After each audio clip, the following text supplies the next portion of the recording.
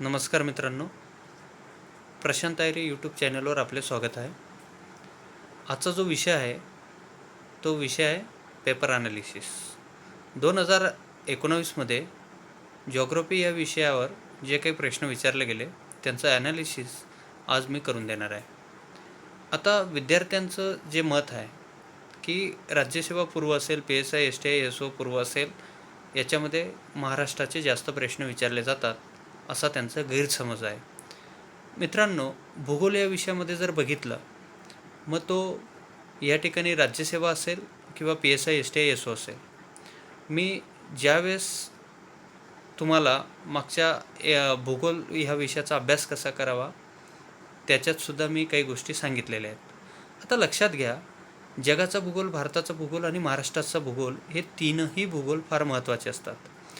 आता गेल्या वर्षी जो पेपर झाला त्याच्यामध्ये जर बघितलं, प्रश्न ज्या पद्धतीने विचारले गेले, आलं लक्षात, बरेचसे विद्यार्थी फक्त महाराष्ट्राचा भूगोल वाचत बसतात.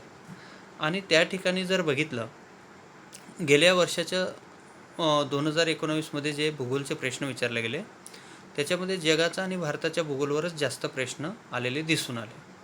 आता लक्षात घ्या, ह्या ठिकाणी प्रश्न जे विचारले जातात, मला लक्षात, ते कशा पद्धतीने सोडवायचे आणि त्या ठिकाणी प्रत्येक चॅप्टर किती महत्त्वाचं आहे हे आजच्या व्हिडिओच्या माध्यमातून ते क्लिअर होणार आहे. आता आपण प्रत्येक प्रश्नाच्या 4ही पर्यायांवर आपण आज चर्चा करूया. फक्त ह्या ठिकाणी शेवटपर्यंत हा व्हिडिओ नक्की बघा.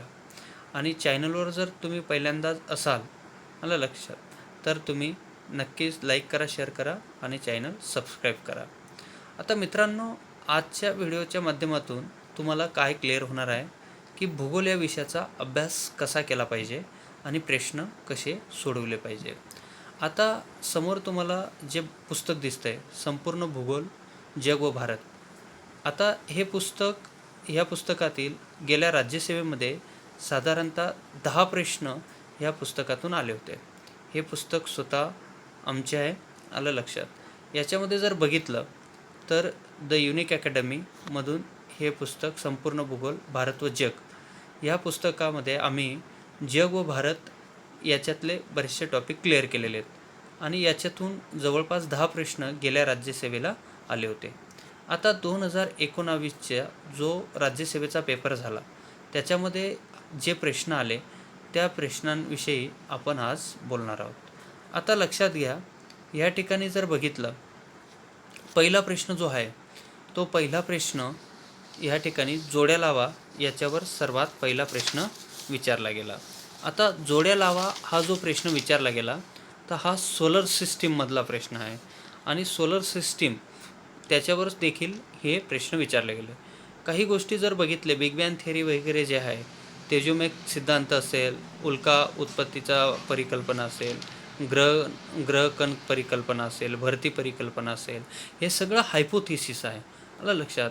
हे काल्पनिक आहे, परंतु अशा ज्या काल्पनिक गोष्टींचा आधार घेऊन या लोकांनी, या संशोधकांनी काही परिकल्पना मांडलेल्या आहेत. मग त्याच्यामध्ये कोणत्या संशोधकाने कोणती परिकल्पना मांडली, आलं लक्षात, याच्यावर हा प्रश्न विचारला गेलेला आहे. मग ह्या ठिकाणी जर सांगायचं झालं की जोड्या लावा, परंतु आपण जो अभ्यास करतो याच्यामध्ये जगाचा, भारताचा आणि महाराष्ट्राचा अभ्यास करत असताना आपण खूप साऱ्या रट्टा मारत बसतो. मग याच्यामध्ये जगाचं क्षेत्रफळ एवढं, भारताचं क्षेत्रफळ एवढं, महाराष्ट्राचं क्षेत्रफळ एवढं, याच्याकडेच जास्त आपण लक्ष देत असतो, परंतु प्रश्न वेगळाच काहीतरी विचारला जातो. मग याच्यामध्ये बऱ्याचशा विद्यार्थ्यांचा पेपर झाल्यावर बाहेर जेव्हा पडतात तेव्हा हा प्रश्न कोणत्या पुस्तकातून आला, तो प्रश्न कोणत्या पुस्तकातून आला, याच्यावरच जास्तीत जास्त चर्चा केली जाते. याबद्दल आपण वाचनच केलं नाही, MPSC कोणतेही प्रश्न विचारायला लागली, अशा काही गोष्टी या ठिकाणी परीक्षा केंद्रातून बाहेर पडताना आपल्याला विविध विद्यार्थ्यांचा बोलण्यातून जाणवतं. आता लक्षात घ्या, हे जे आहे सोलर सिस्टीममध्ये दिलेलं आहे. मग ह्या ठिकाणी आपण लक्षात घ्या की हा लाप्लासचा तेजोमेघ सिद्धांत आहे, आलं लक्षात. हा लाप्लासने या ठिकाणी 1796मध्ये हा सिद्धांत कांटचा मूळ कल्पनेप्रमाणे उपयोग करून तेजोमेघ सिद्धांत मांडलेला आहे, आलं लक्षात. मग त्याच्यानंतर बफनची परिकल्पना आहे, ती जॉर्जेस दी बफन या शास्त्रज्ञाने मांडलेली आहे. आलं लक्षात? मग हा बफनवरून बफनची परिकल्पना, नंतर बर्ती ओटीची परिकल्पना आहे. जेम्स जीन या आणि एरॉडने या ठिकाणी 1919मध्ये ही कल्पना मांडलेली आहे. ग्रहकण परिकल्पना ही चेंबरलिन आणि मुल्टनने मांडलेली आहे. म्हणजे हे जर त्या ठिकाणी पेज नंबर 12वर संपूर्ण भूगोल भारत व जग या पुस्तकामध्ये आम्ही ते दिलेलं आहे. मग याच्यामध्ये जर बघितलं, ह्या प्रश्नाचं उत्तर ह्या ठिकाणी जर सांगायचं झालं, मग याच्यामध्ये आपण तेजोमेघ सिद्धांत जो आहे तो लाप्लास म्हणजे पर्याय नंबर 4 आहे. आलं म्हणजे या ठिकाणीच पर्याय नंबर 3. मग ह्या पर्याय नंबर 3मध्ये जर बघितलं, मग तेजोमेघ परिकल्पना कोणी मांडलेली आहे? ती लाप्लासने मांडलेली आहे.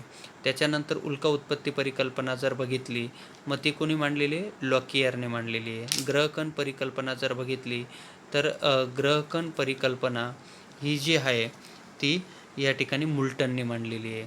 मग मुल्टनबरोबर कोण होतं हे सुद्धा त्या ठिकाणी महत्त्वाचं आहे, बरोबर. आणि भरती परिकल्पना जी आहे ती भरती परिकल्पना जेम्स जीन्सने मांडलेलं आहे. मग या ठिकाणी हे सर्व डिटेल या ठिकाणी दिलेलं आहे. ओके. त्याच्यानंतर पुढचा जो प्रश्न आहे, आता ज्या ठिकाणी कॉन्टिनेंटल ड्रिफ्ट थेरी, आलं लक्षात. आता कॉन्टिनेंटल ड्रिफ्ट थेरी ज्यांनी वाचलेली असेल तर कॉन्टिनेंटल ड्रिफ्ट थेरी, मग आपण काय करतो की आपल्याला कॉन्टिनेंटल ड्रिफ्ट थेरीमध्ये खूप साऱ्या गोष्टी माहिती नाही आहेत. आपल्याला फक्त भूगोलमध्ये जर बघितलं कॉन्टिनेंटल ड्रिफ्ट थेरी म्हटली की एकच शब्द आठवतो, तो म्हणजे अल्फ्रेड वेगनर. मग अल्फ्रेड वेगनरने ती कॉन्टिनेंटल ड्रिफ्ट थेरी कधी मांडली? अल्फ्रेड वेगनर कुठला होता? आलं लक्षात. जर्मन. मग त्याच्यानंतर जर बघितलं, अशा बऱ्याच गोष्टी ह्या कॉन्टिनेंटल ड्रिफ्ट थेरीमध्ये आपल्याला बघायला मिळतात. मग आपण कॉन्टिनेंटल ड्रिफ्ट थेरीमध्ये एवढ्या गोष्टी तर नक्की माहिती आहेत आपल्याला. मग त्याच्यामध्ये काय? लॉरेसिया, अंगारा लँड अँड गोंडवाना लँड, आलं लक्षात. मग त्याच्यामध्ये डायव्हर्जंट कसं झालं, मग तेटिस सी कसा तयार झाला, मग त्याच्यामध्ये वेगवेगळे एव्हिडन्स आहेत, आलं लक्षात. मग त्या एव्हिडन्सविषयी हा प्रश्न विचारलेला आहे. परंतु आपल्याला कॉन्टिनेंटल ड्रिफ्ट थेरी ही पूर्णतः माहिती असली पाहिजे. मग कॉन्टिनेंटल ड्रिफ्ट थेरीमध्ये जर बघितलं, मग आता जिग्सॉ फिट आहे, आलं लक्षात.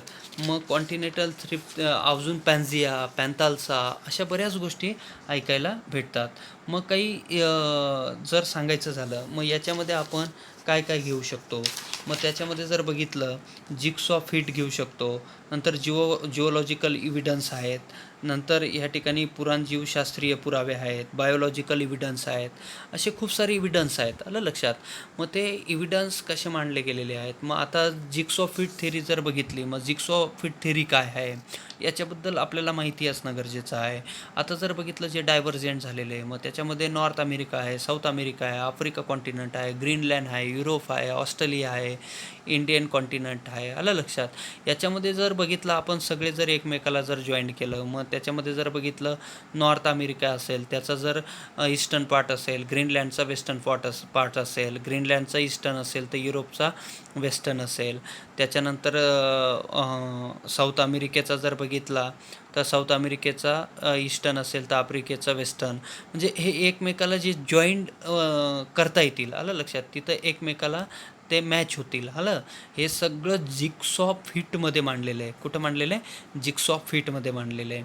आणि त्याच्यानंतर जर पुढचं बघितलं, आलं लक्षात. आता ब्रंशमूलक प्रवाह असेल, प्रवर्णामधील अभिसरण असेल, मग ते आता जर प्लेट टेक्टॉनिक थेरी असेल, आलं लक्षात, त्या भागामध्ये आहे. मग काही मेजर प्लेट्स कशा तयार झाल्या, मायनर प्लेट्स काय आहेत, आलं. मग ह्या सगळ्या गोष्टी ज्या आहेत वेगवेगळ्या आहेत. मग प्लेट टेक्टॉनिक थेरी पण माहिती असेल तेव्हा ह्या प्रश्नाचं उत्तर देता येईल. मग आता भूखंड सिद्धांताचे जे काही इव्हिडन्स आहेत त्याच्यामध्ये जिग्सॉ फिट येते. आणि त्याच्यानंतर क नंबरचा जो पर्याय आहे, आलं लक्षात, सी नंबरचा, आता तो फोसाईलचा जो आहे, विविध क्षेत्रातील जीवाश्मे आहेत. मग याच्यामध्ये जेव्हा ही थेरी मांडली गेली, मग त्याच्यामध्ये जे भौगोलिक पुरावे आहेत म्हणजे जिग्सॉ फिट आहे, आलं लक्षात. नंतर भूगर्भशास्त्रीय काही पुरावे आहेत, मग त्याच्यामध्ये रॉक आहेत.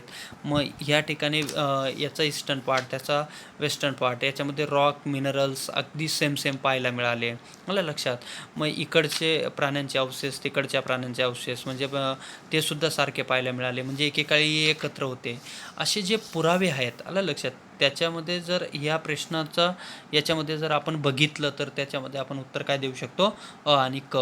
मग संपूर्ण भूगोल भारत व जग या पुस्तकामध्ये जर बघितलं, साधारणतः 34 नंबरचं जे पेज आहे याच्यावर हे सगळं काही दिलेलं आहे.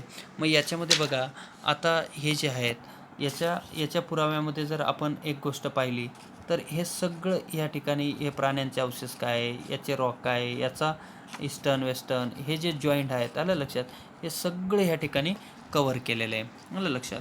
त्याच्यानंतर जो पुढचा प्रश्न आहे, आता पुढच्या प्रश्नाबद्दल जर सांगायचं झालं, प्रश्न 58 नंबरचा हा प्रश्न आहे, आलं लक्षात. तर ह्या प्रश्नामध्ये जर बघितलं तर इंटिरियल स्ट्रक्चर ऑफ अर्थविषयी बोललेले आहेत. मग इंटिरियल स्ट्रक्चर ऑफ अर्थ काय आहे, मग इंटिरियल स्ट्रक्चर ऑफ अर्थबद्दल तुम्ही त्या ठिकाणी कधी अभ्यास केलेला आहे का. मग इंटिरियल स्ट्रक्चर म्हणजे पृथ्वीचे जे अंतरंग आहेत, मग पृथ्वीच्या अंतरंगांवर हा प्रश्न विचारला गेलेला आहे. मग याच्यामध्ये इथे सांगा बरं, हा भारताचा भाग आहे की जगाचा भाग आहे की महाराष्ट्राचा भूगोल आहे. म्हणजे आपण महाराष्ट्राचा भूगोलच का वाचला पाहिजे, आलं लक्षात. असं काही नसते. भारताचा भूगोल, महाराष्ट्राचा भूगोल आणि जगाचा भूगोल एकत्रित पद्धतीने अशा काही कन्सेप्ट आहेत त्या क्लिअर करून घेतल्या पाहिजे. मग इंटिरियल स्ट्रक्चर ऑफ अर्थमध्ये खूप साऱ्या गोष्टी आहेत. मग इंटिरियल स्ट्रक्चर ऑफ अर्थ आपल्याला माहिती आहे का. मग त्याच्यामध्ये जर बघितलं क्रस्ट काय आहे, आलं लक्षात. मग याच्यामध्ये आपल्याला ह्या गोष्टी माहिती पाहिजे. हे क्रस्ट आहे, मग त्याच्यानंतर मॅन्टल आहे, आउटर कोर आहे, इनर कोर आहे. म्हणजे ह्या ठिकाणी इंटिरियल स्ट्रक्चर ऑफ अर्थ याच्याबद्दल आपण माहिती करून घेतली पाहिजे. मग आता जर आपला इंटिरियल स्ट्रक्चर ऑफ अर्थचा जर अभ्यास चांगला असेल तर नक्कीच ह्या प्रश्नाचं उत्तर आपल्याला देता येईल.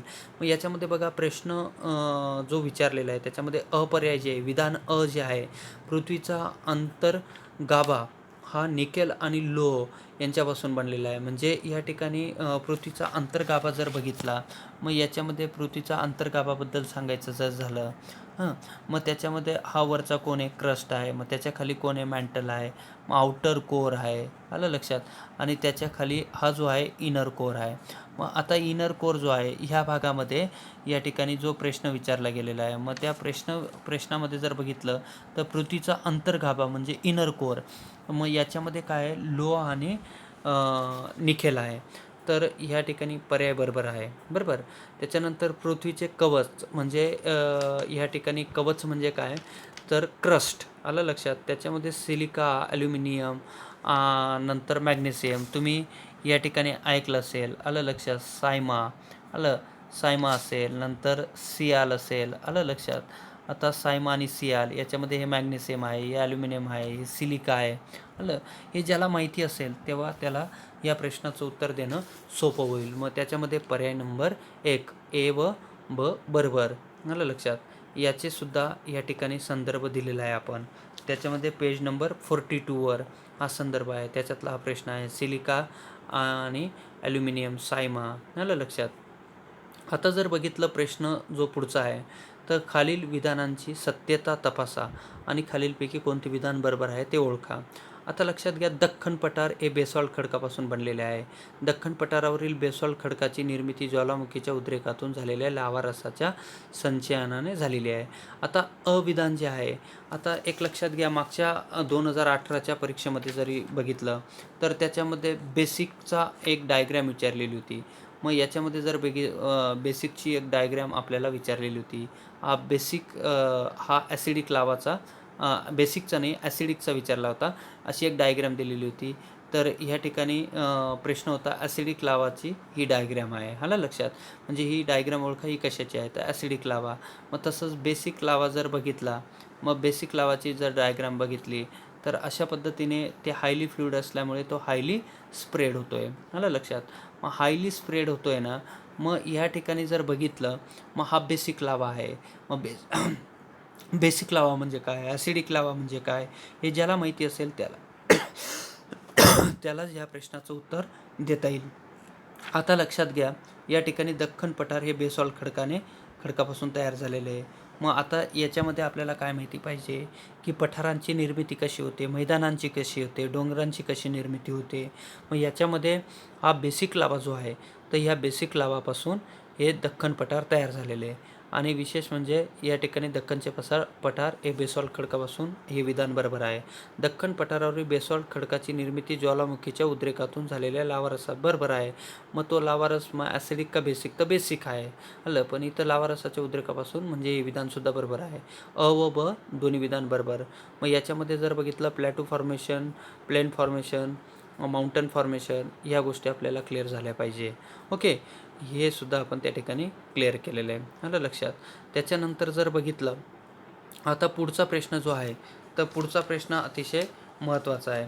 आता हा खडक नावाचं जे चॅप्टर आहे म्हणजे रॉक सिस्टीम वगैरे जे आहे, आलं. मग रॉक टाईप्स काय आहेत, मग याच्यामध्ये जर बघितलं आता खडकाचे जर प्रकार बघितले तर आपल्याला एक गोष्ट लक्षात घ्या.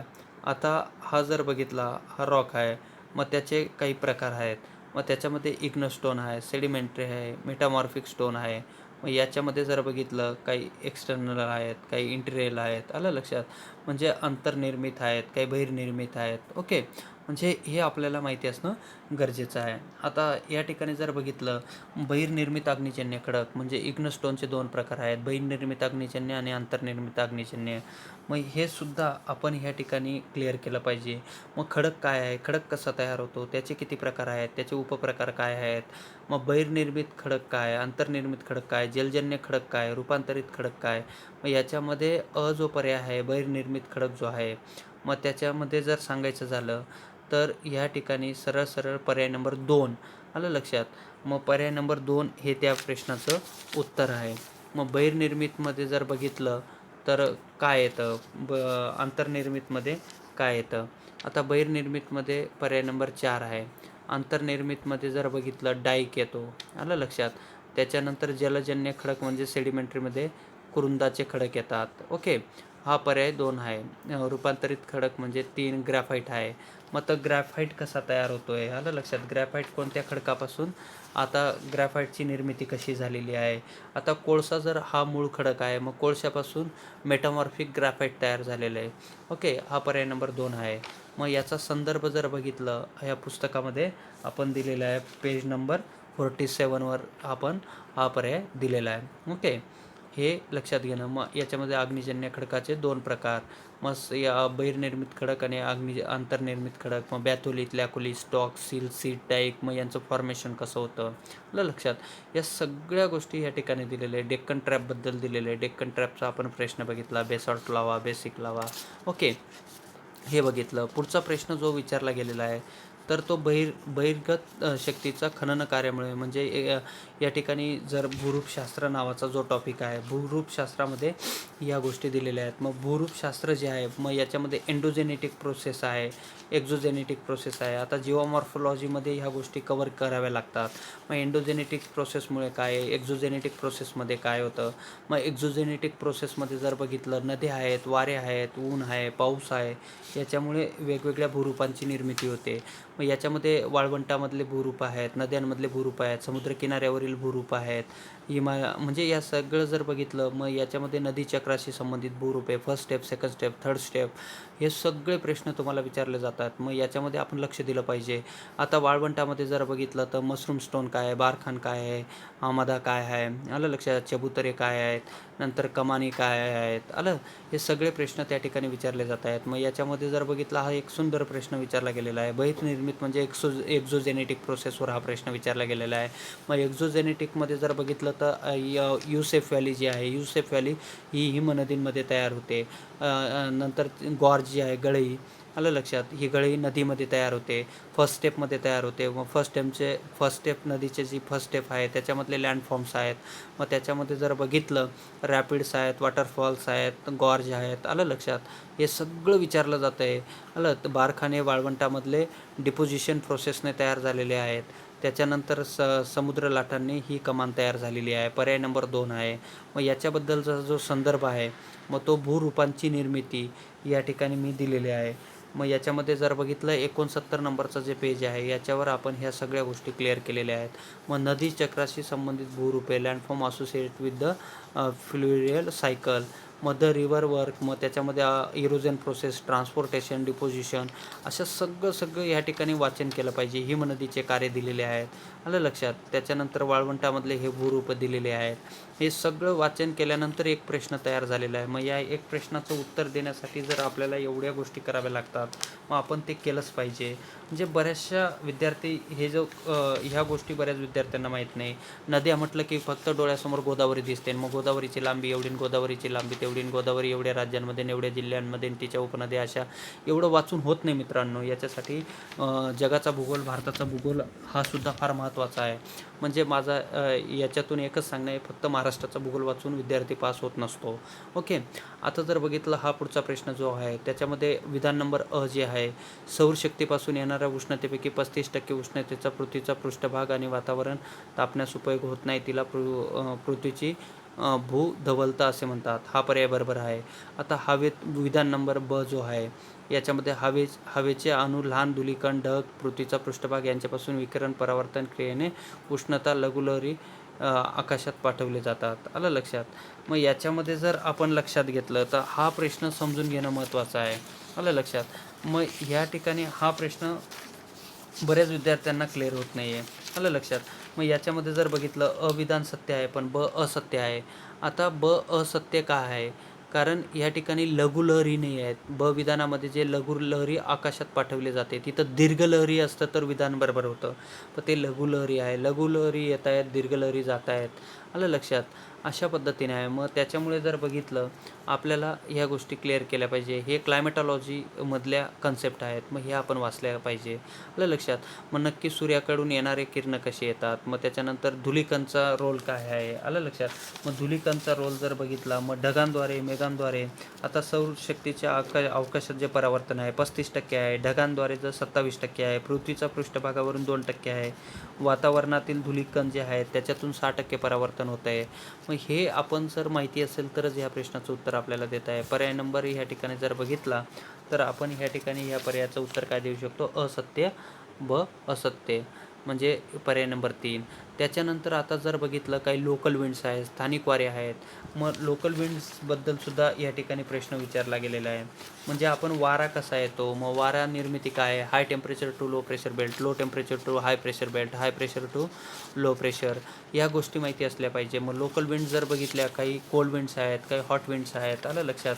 मग याच्यामध्ये जर बघितलं या प्रश्नाचं उत्तर जर बघितलं मग चिनूक कुठून वाहतं, पर्याय नंबर 1 त्याचं उत्तर आहे. उत्तर अमेरिकी रॉकी पर्वत. फॉन जर बघितला तर युरोपमधून आल्प्स पर्वतावरून वाहतो आहे. नंतर लू जर बघितलं इंडियामधला हॉट आहे. आलं लक्षात.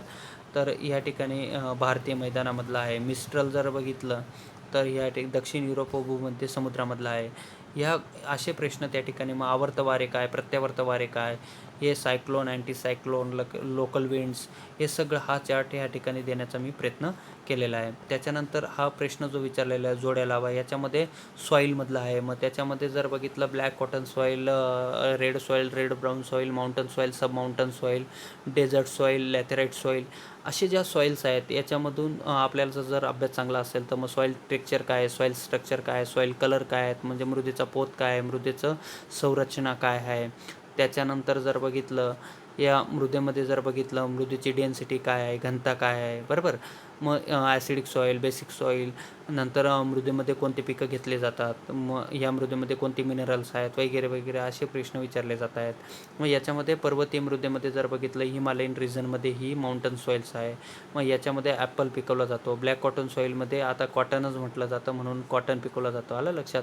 त्याच्याबद्दल आपल्याला माहिती असं. वाळवंटी मृदेमध्ये भरड धान्य पिकवलं आहे. मग पर्याय नंबर जो 4था आहे, आलं, ह्या गोष्टी आपल्याला माहीत पाहिजे.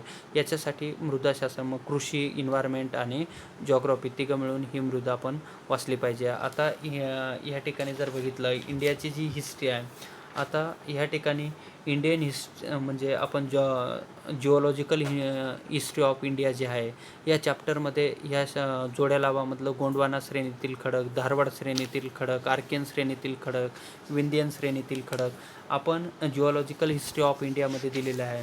मग जिओलॉजिकल हिस्ट्री ऑफ इंडियामध्ये आपण वाचन केलं का, मग आर्कियन स्टोन काय आहे, मग त्याच्यामध्ये जर बघितलं प्रिकॅम्ब्रियन इरा काय होता, मग त्याच्यामध्ये निओझोईक, मेसोझोईक, सिनोझोईक, पॅलिओनझोईक, आलं, प्रोटेरोझोईक, असे जे इरा आहेत मग त्यांचा अभ्यास केलेला आहे का. मग गोंडवानाचं फॉर्मेशन, धारवाडचं फॉर्मेशन, आर्कियनचं फॉर्मेशन कधी झालेलं आहे, मग या ठिकाणी गोंडवानाचं फॉर्मेशन जर बघितलं 2.8 बिलियन एरिया झालेलं आहे. धारवाडचं 2.5 बिलियन एरिया झालेलं आहे.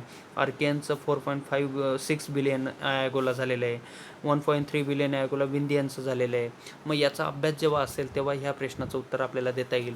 त्याच्यामुळे आपण जर बघितलं जिओलॉजिकल हिस्ट्री ऑफ इंडिया, आता संपूर्ण भूगोल भारत व जग ह्या पुस्तकातील पेज नंबर 223वर हे आपल्याला बघायला मिळतं आहे.